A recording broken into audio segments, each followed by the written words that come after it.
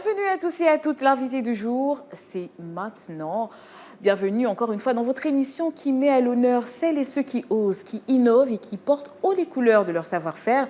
Notre invité du jour est un véritable pan entre le Gabon et la France. Elle est l'incarnation de l'audace entrepreneuriale et de la créativité artisanale. En 2009, elle a donné naissance à la marque by Petroni Moussambi et depuis, elle réinvente l'univers des boissons.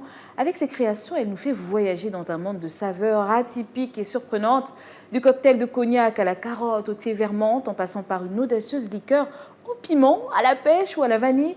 Ses vins rouges et blancs aussi sont une véritable signature. Elle est artisan productrice, elle est gabonaise, elle est basée en France et elle est surtout la preuve qu'il n'y a pas de limite, ou il n'y a de limite que celle qu'on s'impose.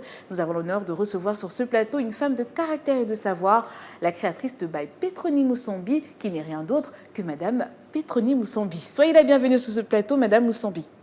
Merci. C'est un plaisir de vous recevoir. Alors, sans Merci. plus tarder, Madame Moussambi, on aimerait quand même savoir qu'est-ce qui vous a poussé en 2009 à vous lancer dans un domaine aussi compétitif que la production de vin et surtout spiritueux, et plus spécifiquement à créer la marque by Petroni Moussambi. Oui, alors vous l'avez dit tout à l'heure déjà, l'incarnation de l'audace, vraiment. Il n'y a que l'audace qui va vulgariser l'audace et qui va communiquer aussi l'audace. Et donc, c'est de la passion. J'aime ça, porté par les valeurs fondamentales de l'agriculture depuis chez moi au Gabon. Donc, ailleurs, c'est pareil. J'arrive, je découvre ça, le raisin. Je suis dans les champs. Je me retrouve un peu chez moi dans les champs ici. Et avec le vin, ça matchait, parce qu'à l'époque, j'étais employée en tant que manager adjoint dans une grande surface où il y avait des caves à vin. Et Wow. je suis tombée amoureuse du vin. Et au moment où je me suis dit, bon là, il faut que je fasse quelque chose, je veux vendre du vin. Et j'ai voulu apporter ma signature, donc ma valeur ajoutée. Et j'ai créé by Petroni Moussambi. Voilà. Et vous avez créé votre marque by Petroni Moussambi, c'est Oui. cela. Et puis, est-ce que vous avez fait des études pour, dans ce domaine-là, ou encore est-ce études que vous avez d'œnologie? suivi des formations? Non, pas du tout. C'est juste la passion. C'est la passion. Et puis, comme je suis un individu, on va dire, foncièrement, j'adore créer, j'adore innover. Je suis tout le temps en train de créer quelque chose. J'aime ça. Donc, pour moi, c'est facile, en fait. D'accord. Voilà. Donc, je le disais tout à l'heure, vous êtes artisan productrice. Que signifie pour vous cette appellation? Et surtout, comment est-ce que vous garantissez cette approche artisanale, que cette approche artisanale reste au cœur de votre production? De la production. Oh, oui. Alors, artisan producteur, artisan productrice que je suis, pourquoi? Parce qu'il y a une différence. On peut juste être artisan parce que on va aller chercher la matière qui est déjà travaillée, la matière première, alors que moi, la matière première, c'est moi qui va la chercher, c'est moi qui la travaille, c'est moi qui la transforme et c'est moi qui la mets à disposition du grand public. Wow. C'est ça la différence. Très bien. Voilà. Vous êtes gabonaise. Oui. Vous vivez en 100%. France. Oui. Vous Le Gabon en miniature. Effectivement, vous êtes gabonaise, mais vous vivez en France et vous produisez aussi en France au vin. Comment cette double culture justement influence-t-elle votre approche de l'artisanat et des saveurs? Est-ce qu'il y a des inspirations spécifiques tirées du Gabon, par exemple, dans vos recettes? Oui, je pense que le fait d'être foncièrement gabonaise, ça vient influencer ici mes créations, mes pensées dans l'innovation également. Et pour rebondir un peu sur ce que vous aviez demandé tout à l'heure, c'est comment je fais pour maintenir cette valeur artisanale dans mes productions. Eh bien, c'est parce que c'est le moteur même de mon moteur motivationnel par rapport à ce que je crée. Donc, il faut savoir que même quand je vais passer à un stade un peu plus volumineux de production, il est facilement adaptable ici, le processus artisanal au gros volume. Voilà, donc, c'est possible. Très bien. Et on sait que généralement, le public français est très attaché aux traditions viticoles. Comment est-ce qu'ils ont réagi à l'arrivée de saveurs aussi originales? Et surtout, est-ce qu'il y a eu, enfin on aimerait savoir, est-ce qu'il y a eu une réticence ou au contraire beaucoup de curiosité? il n'y a pas eu de réticence, plutôt de questionnement et de la curiosité. C'était le questionnement, mais comment vous avez fait? Pourquoi vous vous êtes intéressé? Voilà, dites-nous comment, pourquoi? Voilà. Et donc, je réponds aux questions. Voilà, c'est de la passion. Et puis, la curiosité, tout de suite, oui, les premières bouteilles de cocktail au cognac, carotte ou du champagne au spiritueux, ils m'ont descendu toutes les bouteilles, par exemple. Waouh. Parce que, mais pourtant, c'est très fort. Le monsieur, c'était un journaliste, ça va être une boutade, ça. Et il était tout transpirant, mais il n'arrêtait pas de boire. Pendant toute la soirée, il a bu la bouteille de cognac à la carotte. Entière. Il n'était pas seul, mais je pense qu'il était majoritairement le consommateur. Waouh. Voilà. Très bien. Oui, et puis on sait quand même que pour créer une entreprise, ce n'est pas souvent facile, c'est souvent semé d'embûches. Quelles ont été les plus grandes difficultés que vous avez rencontrées au lancement de votre marque? Alors, les plus grandes difficultés, il faut être réaliste. Je suis kémite, je suis une Gabonaise kémite.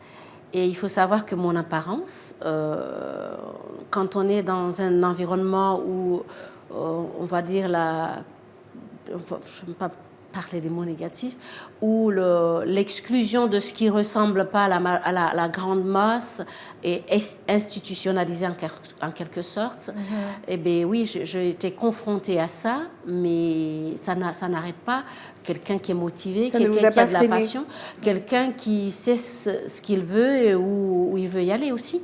Effectivement. Voilà. Vous vous êtes dit, je fonce, peu importe ce que je peux rencontrer devant, je mets la passion en avant. Oui, tout à fait, parce que ça m'a retardé un tout petit peu quand même. On m'a fait tourner un peu autour du pot. On m'a trouvé plusieurs excuses, alors que voilà, mais j'ai dû me déplacer là où on me bloquait pour aller ailleurs. Je dis, il n'y a pas de souci, je me suis délocalisée en quelque sorte. Très bien. Et puis les choses voilà, ont avancé. D'accord. Et puis, je citais quelques-unes de vos saveurs tout à l'heure, notamment le cocktail de cognac à la carotte, vous l'avez cité aussi, liqueur au piment, thé vert. Alors, d'où vous vient cette audace-là? Comment naît une nouvelle saveur chez By Petroni Moussambi?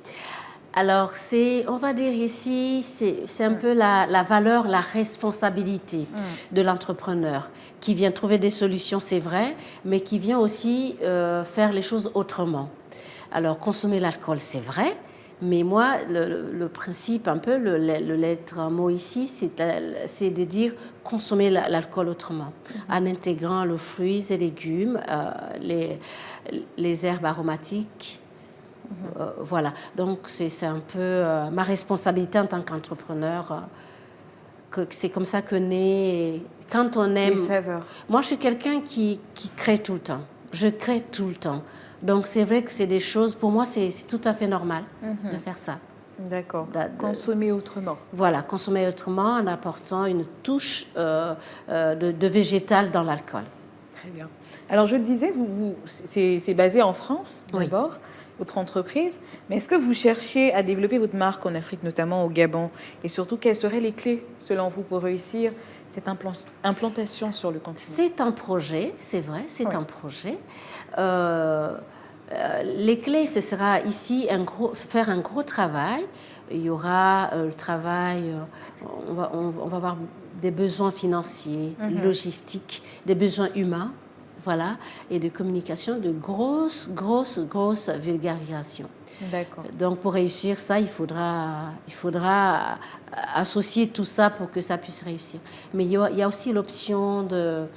soit il va y avoir des revendeurs qui sont intéressés par la vente des vins, champagne et tout le reste, by Petroni, Moussambi, ou il va y avoir une franchise parce que ça, c'est dans le processus de création de la façon dont j'avais structuré l'évolution de cette activité-là. D'accord. Alors, nous sommes déjà arrivés à la fin de notre émission. Quel conseil est-ce que vous donneriez à un jeune entrepreneur africain qui, comme vous, rêve de se lancer dans un secteur innovant et de conquérir un marché international? Vous pouvez regarder la caméra juste en face de vous et parler à ces jeunes-là. Alors ici, ce qu'il faut, c'est, comme je disais tout à l'heure, c'est beaucoup de travail. Surtout quand on apporte un produit qui est nouveau sur la place de marché, il faut faire un gros travail de prévision, d'organisation, de structuration et de communication. C'est-à-dire que vous allez avoir 2 fois plus de travail que quelqu'un qui va mettre sur le marché un produit que tout le monde connaît déjà, même en substitution.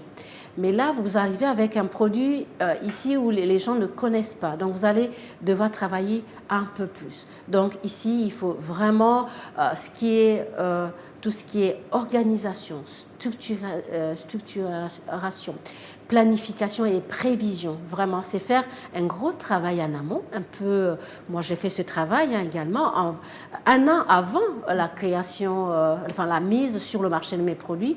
Déjà, j'étais connue dans les réseaux entrepreneuriaux. Très bien.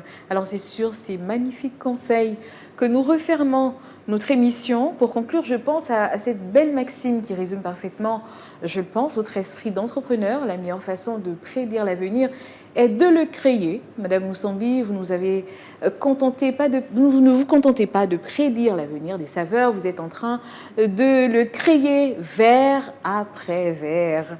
Un immense merci à vous pour ce moment de partage. Merci à vous aussi, chers téléspectateurs, pour votre fidélité.